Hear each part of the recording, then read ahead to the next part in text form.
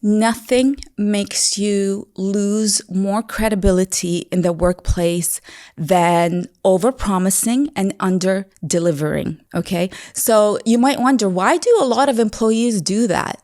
In fact, it happens more than anything I've seen in the corporate world or in the workplace. That's because in the moment, they get absolutely caught up and they would want a moment of glory. So in that meeting, they talk about all their capabilities and what they can offer, and they look like a superstar, but momentarily.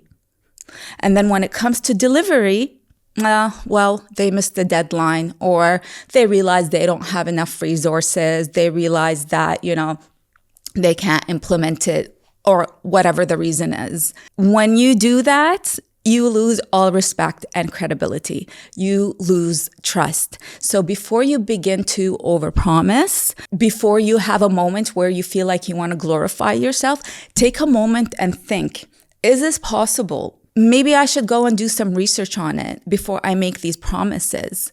Now, some things do happen.